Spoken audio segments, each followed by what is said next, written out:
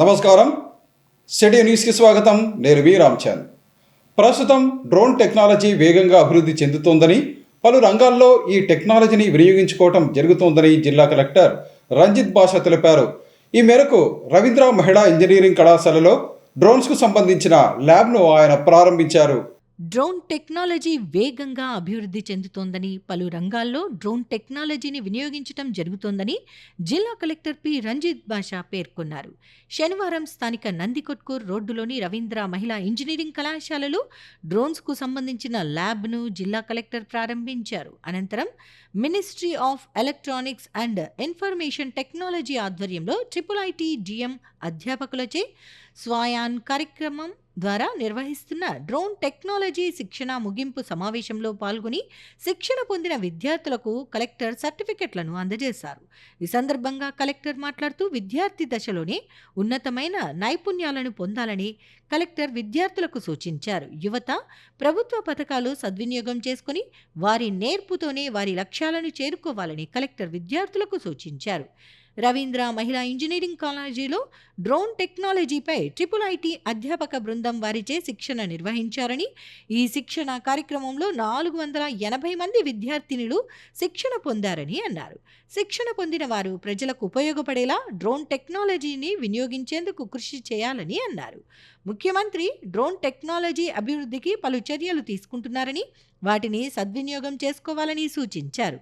డ్రోన్ల ద్వారా ఎన్నో ఉపయోగాలు ఉన్నాయని, రైతులు వ్యవసాయంలో వినియోగించుకునేలా ప్రమాదాలు జరిగినప్పుడు ఫోటోలను చిత్రీకరించి డ్రోన్ ద్వారా తెలుసుకోవచ్చని అన్నారు. డ్రోన్ ఆపరేటివ్పై శిక్షణ పొందిన విద్యార్థులతో డ్రోన్ ఫ్లయింగ్ గురించి, డ్రోన్ పనితీరును గురించి ప్రత్యక్షంగా కలెక్టర్ పరిశీలించారు. అనంతరం డ్రోన్కు సంబంధించిన ల్యాబ్ను ప్రారంభించి డ్రోన్ అసెంబ్లీ యూనిట్ గురించి విద్యార్థులతో మాట్లాడారు. అనంతరం శిక్షణ పొందిన 480 మంది విద్యార్థినులకు సర్టిఫికెట్లను అందజేశారు. కార్యక్రమంలో రవీంద్ర మహిళా ఇంజనీరింగ్ కళాశాల అధినేత పుల్లయ్య, కళాశాల chairman GVM Mohan Kumar, principal KE Srinivasamurthy, doctor KE Krishnanaik, associate professor doctor Eshwar Murthy KV, assistant professor doctor Satyababu, professor తదితరులు పాల్గొన్నారు. యాక్టివిటీస్ మీరు ఏవైతే యాక్టివిటీస్ అని ఇక్కడ నేర్చుకున్నారో చూడడానికి ఎలా ఉంటుందో జస్ట్ సో ఇక్కడ ముఖ్యంగా బీటెక్ చదువుతున్న మీకు అందరికీ బిగినర్స్ అంటే ఫస్ట్ ఇయర్లో ఉన్నట్టు మీకు అందరికీ కూడా ఇంటర్మీడియట్ నుంచి ఇప్పుడే వచ్చి మన కాలేజీలో జాయిన్ అయి ఉంటాం. మేబీ సెకండ్ ఇయర్ ఉన్నారు, ఇక్కడ ఉన్నారా? ఓకే, మిగతా అదర్ అని కూడా ఎక్స్ప్లెయిన్ చేయడం జరిగింది. Just I recollected my first నేను పోస్టల్. సో అప్పుడు ఆ డిపార్ట్మెంట్లో అప్పుడప్పుడే కంప్యూటర్స్, ఇట్ ఇస్ 1997-98లో అప్పుడప్పుడే కంప్యూటర్స్ వస్తూ ఉన్నాయి, అప్పటికి డెస్క్టాప్స్ వస్తూ ఉన్నాయి. So at that time assembling disassembling of computers అంతా మేము అప్పుడు చేసాం. ఒక టీమ్గా మేము నేర్చుకున్నాం ఎలా అసెంబుల్ చేయాలి, ఎలా డిసెంబుల్ చేయాలి, మళ్ళీ అసెంబుల్ చేసి ఈ పోస్ట్ మాస్టర్స్ ఉంటారు కదా వాళ్ళందరికీ ట్రైనింగ్స్ ఇవ్వడం జరిగింది మేమంతా కూడా. అది మీకు ఎందుకు చెప్పదలుచుకున్నానంటే, జస్ట్ ఈరోజు మీరు drone assembling or drone flying activity అన్నది బేసిక్గా ఒక సాఫ్ట్వేర్ ఆర్ హార్డ్వేర్ ఏదైతే ఉందో దాన్ని ఎలా ఆపరేట్ చేయాలి, ఎలా తయారు చేస్తారు అని తెలుసుకున్న బేసిక్స్ ఐ థింక్ జనరల్లీ ఎలా చేస్తారనేది మీకు తెలుసుకోవడం జరుగుతుంది. ఇది just it is a beginning. As Krishna Nayak said, it is a beginning only. Beginning in the sense it's initial step. దీని తర్వాత మనం ఏం చేయాలి, స్టూడెంట్స్ మనం ఏం చేయాలి, ఇది ఆలోచించాలి అందరూ. ఒక ఎగ్జాంపుల్ చెప్తాను మీకు అందరికీ ఓలా ఐడియా ఉందా? ఓలా క్యాబ్ ఐడియా ఉందా? మీరు యాప్ యూజ్ చేశారు కదా, మీరందరూ క్యామ్ స్కానర్ యూజ్ చేశారా? స్కానింగ్ చేయడానికి క్యామ్ స్కానర్ యూజ్ చేస్తున్నారు కదా. ఒక నీడ్ ఏంటి, ఆఫీసులో మాకు పనిచేసేటప్పుడు స్కానింగ్ తీయమంటే కొంతమంది స్కాన్ చేసుకొని తీసుకొస్తారు. అది ఒక అష్టవంకరలో ఉంటుంది, 4 లైన్ ఉంటుంది, సగం కనిపిస్తుంది సగం కనిపించదు. క్యామ్ స్కానర్లో మీరు ఏ విధంగా చేస్తారు, స్కాన్ అయిన తర్వాత మళ్ళీ ఆటోమేటిక్గా డిఫాల్ట్ అయిపోతుంది, ఆటోమేటిక్గా మనకి ఎలా కావాలో అలా అవుతుంది. సో ఒక ఓలా క్యాబ్ చూడండి, ఓలా క్యాబ్లో వాట్ హీ డేట్ అంటే ఆ మేనేజ్మెంట్ ఏం చేశారు, దెర్ ఇస్ ద రిక్వైర్మెంట్ ఏంటి, ఒకతను బస్ కోసం కానీ క్యాబ్ కోసం కానీ వెయిట్ చేస్తున్నా ఒక చోటుకి వెళ్ళాలి, క్యాబ్ ఎక్కడుందో అతనికి తెలియదు. సేమ్ టైంలో ఒక క్యాబ్ అతను ప్యాసింజర్స్ కోసం వెయిట్ చేస్తూ ఉంటాడు. అంటే ఏంటి, ఇక్కడ క్యాబ్ అతనేమో ప్యాసింజర్ ఎవరు వస్తారని ఒక చోట ఎక్కడో ఉంటాడు, ప్యాసింజర్ ఏమో క్యాబ్ ఎక్కడుందో వెతుక్కుంటూ ఉంటాడు ఇంకో చోట. ఈ ఇద్దరిని కనెక్ట్ చేయడానికి ఒక నెట్వర్క్ లాగా ఒక చిన్న టూల్ తయారు చేశారు, ఓలా అప్లికేషన్. అవునా? How big is success is, you know what is it? It is a small idea. అంటే ఒక ఐడియా ఏం చేసిందంటే ఒక ఒక ఒక ఒక చిన్న idea innovation, it is given big industry ఆ తర్వాత ఊబర్, ఇలా చాలా వచ్చాయి. చాలా public cause, maybe public service or maybe a commercial service, ఏదైనా కావచ్చు. దాన్ని ఎలా డెవలప్ చేయాలి, ఈ ఆలోచన మీలో రావాలి. మేబీ వాళ్ళని first year or fourth year అయ్యేసరికి ఆ థర్డ్ ఇయర్లోకి వచ్చేసరికి డెఫినెట్గా మీలో ఈ ఆలోచనలు రావాలి. సో ఓన్లీ జాబ్, మన అకాడమిక్స్ అనేది ఒక పార్ట్ అవుతాయి.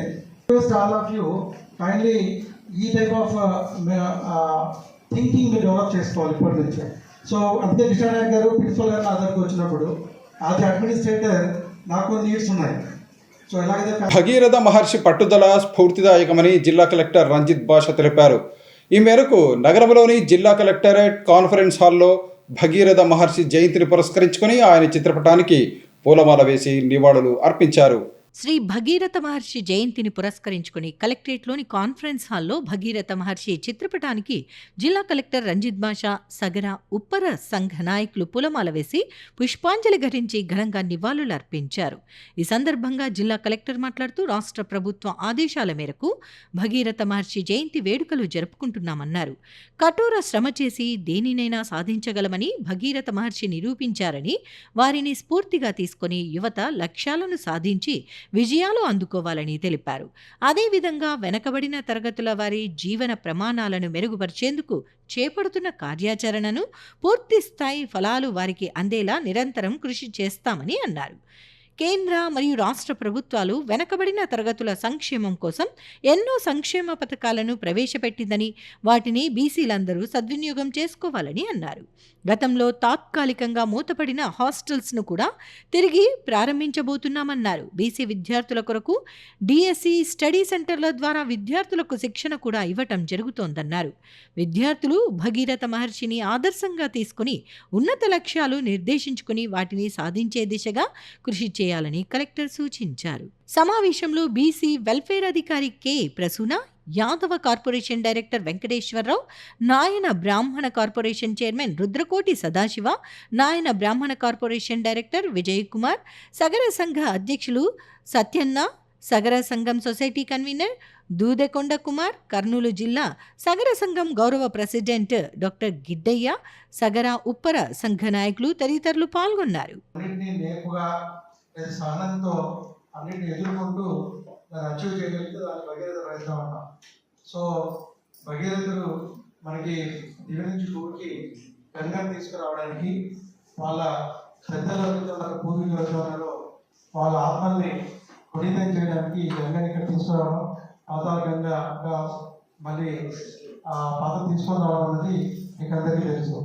సో ఈ సందర్భంగా ఒకసారి అందరికీ జయంతి శుభాకాంక్షలు తెలియజేస్తూ, గవర్నమెంట్ తరపు నుంచి బీసీలకు సంబంధించి ఏదైతే స్కీమ్స్ కావచ్చు, లోన్స్ కావచ్చు, అలాగే ఇతర చాలా activities like government of India schemes కూడా ఉన్నాయి. మన స్టేట్ గవర్నమెంట్ కూడా చాలా స్కీమ్స్ ఇప్పుడు నాయ బ్రాహ్మణ సంఘం చైర్మన్ గారు చెప్పడం జరిగింది. సో ఇవన్నీ కూడా మనం యూటిలైజ్ చేసుకోవాలి. స్పెసిఫిక్గా వీటిలో చాలా వరకు కూడా ఏంటంటే బ్యాంక్స్లో కూడా ఇబ్బందులు ఉన్నాయి లోన్స్ తీసుకోవడం. సో అటువంటివి ఎవ్రీ మంత్ ఇటువంటి వీటిని మేము రిజాల్వ్ చేస్తూ ఉంటాం. సో మీ సంఘంలో కానీ మీ కమిటీకి సంబంధించి ఏదైనా ఇష్యూస్ ఉంటే డెఫినెట్గా మీరు ఆ రోజు district level bankers committee meeting జరుగుతుంది. జిల్లాలో ఈరోజు నిర్వహించిన నీట్ యూజీ పరీక్షలు ప్రశాంతంగా జరిగాయని జిల్లా కలెక్టర్ రంజిత్ భాష తెలిపారు. ఈ మేరకు నగరంలో ఏర్పాటు చేసిన పలు పరీక్షా కేంద్రాలను ఆయన తనిఖీ చేశారు. జిల్లాలో నీట్ యూజీ పరీక్ష ప్రశాంతంగా జరిగాయి. 98.10% విద్యార్థులు నీట్ పరీక్షకు హాజరైనట్లు జిల్లా కలెక్టర్ పి రంజిత్ భాష తెలిపారు. ఆదివారం నగరంలోని సిల్వర్ జూబ్లీ కళాశాల మరియు క్లస్టర్ యూనివర్సిటీలలో నీట్ యూజీ పరీక్షలు జరుగుతున్న తీరును జిల్లా కలెక్టర్ పరిశీలించారు. పరీక్షా నిర్వహణ అనంతరం కలెక్టర్ మాట్లాడుతూ జిల్లాలో కర్నూలు నగరంలోని 16 పరీక్షా కేంద్రాల్లో నీట్ యూజీ పరీక్షలు నిర్వహించడం జరిగిందని అన్నారు. ఈ పరీక్షకు మొత్తం 4,466 మంది విద్యార్థులు హాజరు కావాల్సి ఉండగా ఇందులో 4,381 మంది విద్యార్థులు పరీక్షకు హాజరు కాగా 85 మంది విద్యార్థులు గైర్హాజరయ్యారని, 98.10% విద్యార్థులు నీట్ యూజీ పరీక్షకు హాజరయ్యారని కలెక్టర్ తెలిపారు. అన్ని పరీక్షా కేంద్రాల్లో ప్రశాంత వాతావరణంలో పరీక్షలు జరిగినట్లు జిల్లా కలెక్టర్ తెలిపారు. విద్యార్థులలో చిన్నతనం నుంచి ఆధ్యాత్మిక విలువలను పెంపొందించేందుకు చిన్మయ మిషన్ ట్రస్ట్ చేస్తున్న కృషి అభినందనీయమని senior gastroenterologist doctor Shankar Sharma అన్నారు. ఈ మేరకు చిన్మయ మిషన్ ఆధ్వర్యంలో ఏర్పాటు చేసిన వేసవి బాలబాలికల సంస్కార సాధన శిక్షణా శిబిరాన్ని ఆయన ప్రారంభించారు.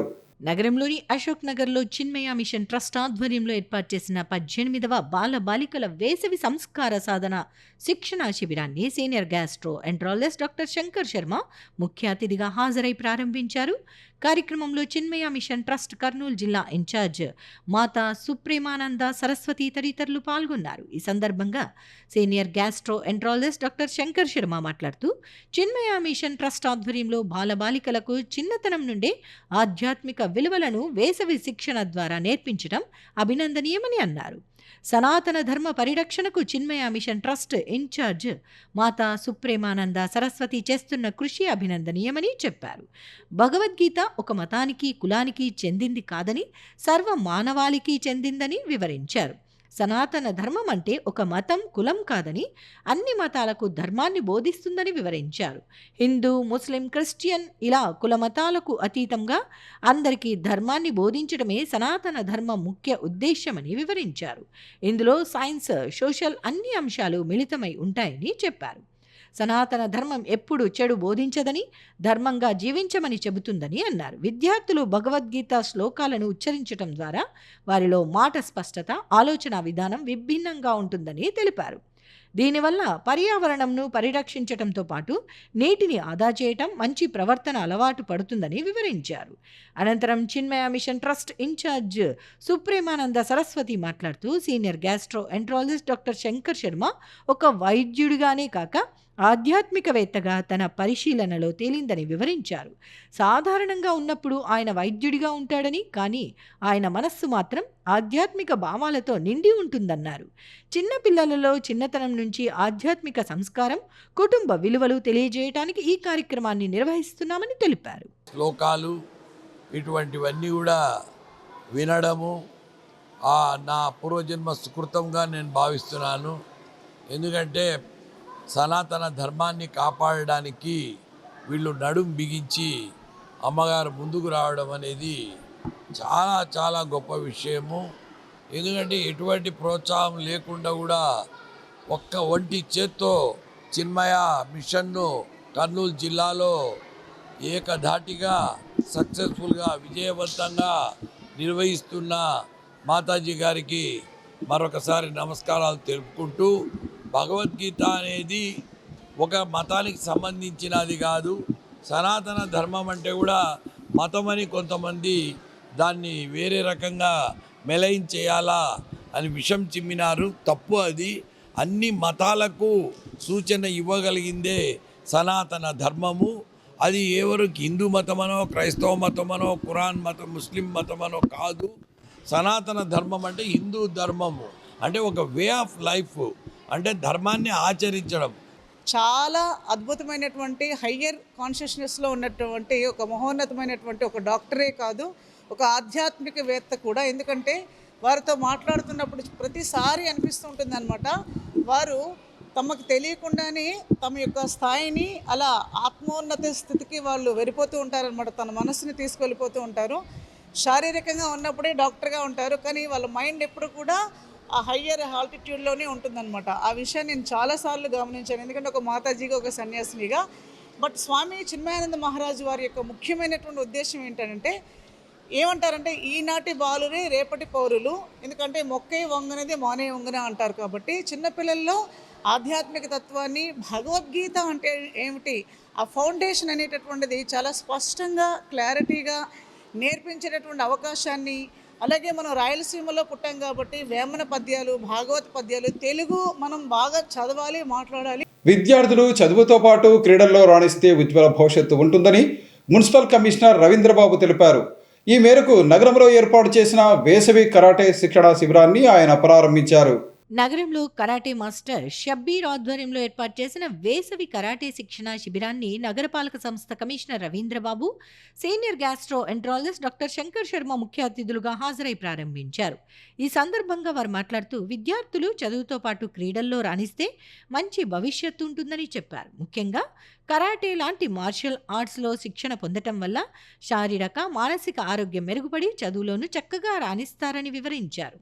వేసవి సెలవులను అనవసర విషయాలతో వృధా చేసుకోకుండా ఇలా తమకు నచ్చిన క్రీడాంశాలలో శిక్షణ పొంది దేహదారుఢ్యాన్ని పెంపొందించుకోవటం మంచిదని అన్నారు.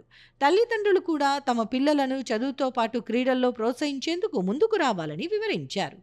వేసవి మండుటెండల నేపథ్యంలో ఉదయం, సాయంత్రం వేళల్లో క్రీడలను సాధన చేయటం మంచిదని వివరించారు. ఎటువంటి భేషజాలు లేని ఒక మంచి ఆఫీసర్ ఆయన. అదేవిధంగా స్పోర్ట్స్లో కూడా వీళ్ళను ఆయన శక్తి కొద్దీ ఎంకరేజ్ చేయాలా చిన్నపిల్లలని నేను కోరుకుంటూ పిలవంగానే ఆయన ఇక్కడికి రావడము వాళ్ళ అదృష్టంగా నేను భావిస్తున్నాను. ముఖ్యంగా చిన్న పిల్లలు అనే వాళ్లకు వాళ్ళ మనసు అనేది ఒక వైట్ పేపర్ లాంటిది. ఈ ఫార్మేటివ్ ఇయర్స్ అంటారు. వీటి మీద ఆ తెల్ల పేపర్ మీద ఏది రాస్తే అదే ఉంటుంది, చెదరని ఇంకులాగా. కాబట్టి వాళ్ళను చిన్నప్పటి నుంచే క్రమశిక్షణలకు, వాళ్ళ జీవితంలో బాగా ఎదిగి గొప్ప స్థానాలకు రీచ్ కావాలంటే చదువే ముఖ్యం కాదు, ఇది డెవలప్ చేస్తుంది మార్షల్ ఆర్ట్స్. కాబట్టి మార్షల్ ఆర్ట్స్ ప్రాక్టీస్కి వచ్చినప్పుడు కనీసం ఇంకొక అడ్వాంటేజ్ కూడా ఉంది. ఆ టైంలో వాళ్ళు డిజిటల్ దాంట్లో నుంచి పక్కకు పోతారు, ఆ స్క్రీన్ టైం తగ్గుతుంది, అంటే ఆ సెల్ ఫోన్ చూసే టైం తగ్గుతుంది. ఎందుకంటే సెల్ ఫోన్ అనేది it is part of the body, part of the mind, part of the life.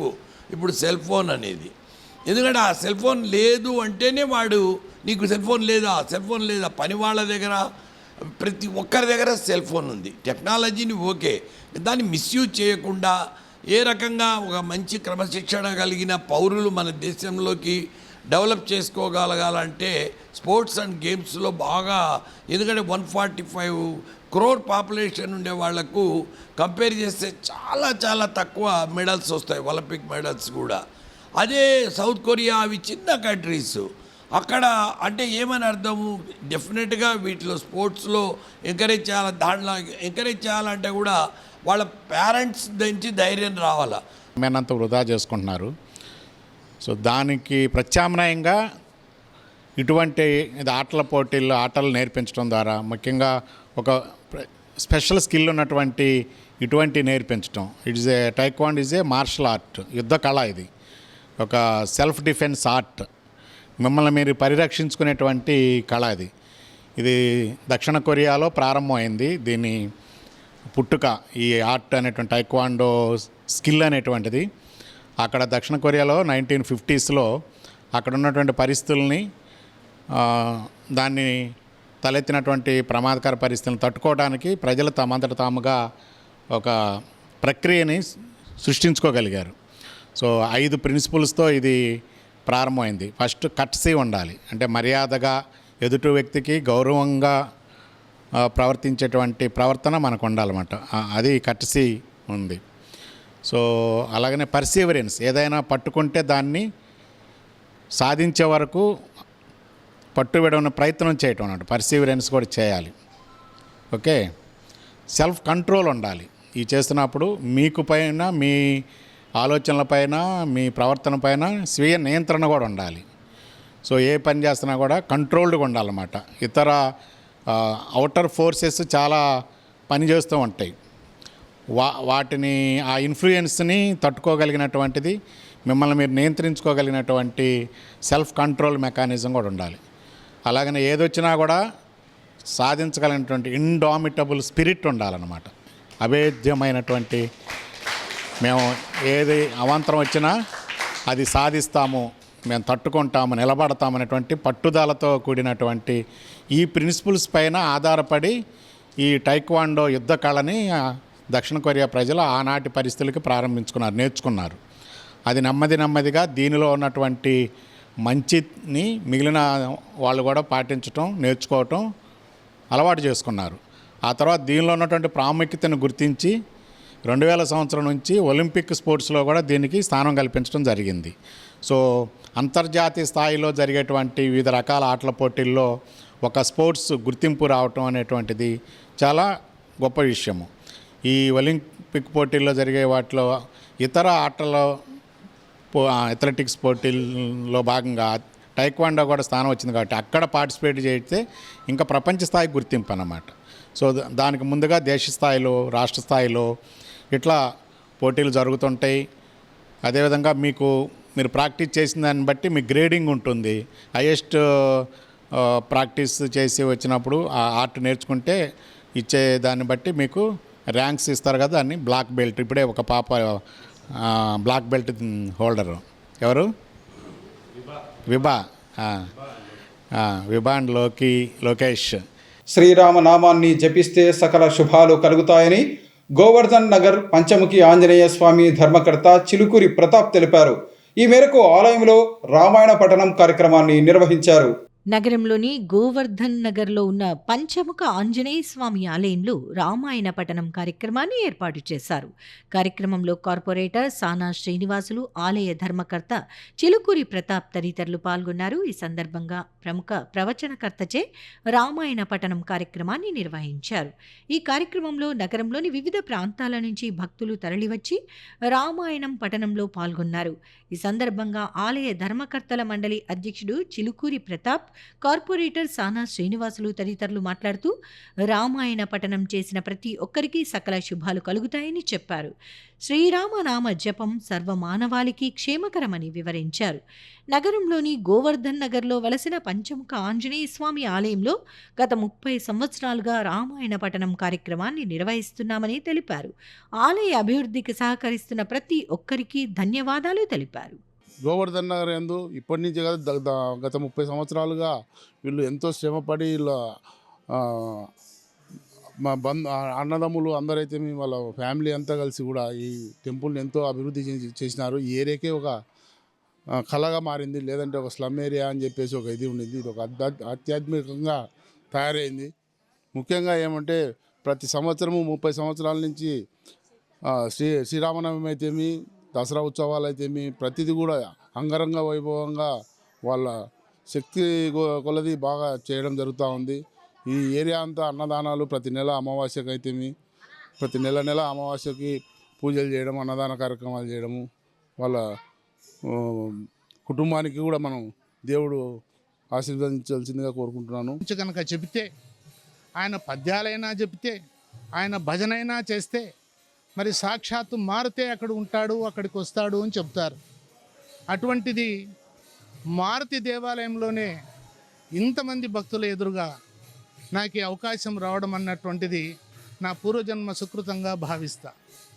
అయ్యా, భా అంటే కాంతి, రతి అంటే ఆస్వాదించేవాడని కూడా వస్తుంది. అంటే కాంతిని తీసుకునేవాడు భరతులు, భారతులు. ఏ కాంతిని తీసుకుంటారంటే జ్ఞానకాంతిని తీసుకుంటారు వాళ్ళు. ఆ జ్ఞానకాంతికి సంబంధించినటువంటిది రామ అన్నటువంటిదే. దాన్ని ఒక్కదాన్ని తెలుసుకోగలిగితే చాలా అనిపిస్తుంది. మహాభారతంలో సైతం కూడా విష్ణు సహస్రనామం చెబుతారు. అంత్యదశలో ఉన్నప్పుడు భీష్ముడు చెప్తాడు. ఆ టైంలో మరి కృష్ణుడు చెప్తాడు, అయ్యా విష్ణు సహస్రనామం చెప్పవయ్యా నువ్వునని. అప్పుడు ఆ భీష్ముడు అంటాడు, తమరే చెప్పండి మహానుభావ, నేనెంతటి వాణ్ణి అంటాడు. లేదు, you are the right person, నువ్వే కరెక్ట్ పర్సన్వి, కనుక నువ్వే చెప్పాలి అని అంటాడు. ఈ పదాన్ని ఎందుకు చెప్తున్నానంటే, అంత విష్ణు సహస్రనామం చెప్పిన తర్వాత పామర్లు చెప్పుకోలేరు కదా స్వామి, నువ్వేదో విష్ణు సహస్రనామం ఇన్ని 1000 శ్లోకాలతో ఇన్నిగా చెప్తే మేము ఎట్లా చెప్పాలా? మరి అది భగవద్గీతకు ఒక రకంగా చెప్పాలంటే సమానంగా ఉంటుంది. అది విష్ణు సహస్రనామం అనేది అదొక్కటి చెప్పుకుంటే కూడా చాలా అనిపిస్తుంది. మధ్యలో ధ్వజస్తంభ ప్రతిష్ట పునర్నిర్మాణం జరిగింది. ఆ విధంగా ఆ పునర్నిర్మాణంలో ధ్వజస్తంభ ప్రతిష్ట పునర్నిర్మాణంలో నవగ్రహ ప్రతిష్ట, కుమారస్వామి, దత్తాత్రేయుడు ఇవన్నీ కూడా విగ్రహాలన్నీ ప్రతిష్ట జరిగినాయి. ఇక్కడ ప్రతి సంవత్సరము శ్రీరామనవమి అహోబిల క్షేత్రము మన రమేష్ స్వామి గారితే బ్రహ్మోత్సవాలు జరుగుతాయి. అదేవిధంగా ప్రతి సంవత్సరం హనుమాన్ జయంతి జరుగుతుంది. 9 రోజులు నవరాత్రులు కూడా చాలా గొప్పగా జరుగుతాయి. అదేవిధంగా ఈ కాలక్రమేణలో మాకు సహకరించిన మా భక్త మండలి వాళ్ళందరికీ కూడా నేను కృతజ్ఞతలు తెలుపుకుంటున్నాను. ఎందుకంటే ఇది ఒక్కరు చేసే విషయం కాదు. వాళ్ళందరి సహకారంతో ఈ కార్యక్రమాలన్నీ మా తల్లిదండ్రుల ఆశీస్సులతో జరుపుతున్నాం కాబట్టి మాకు ఆంజనేయ స్వామి దయ దండిగా ఉందన్న. ఇవి ఈనాటి సిటీ న్యూస్. తిరిగి రేపు ప్రసారమయ్యే సిటీ న్యూస్లో మళ్ళీ కలుసుకుందాం. అంతవరకు సెలవు. నమస్కారం.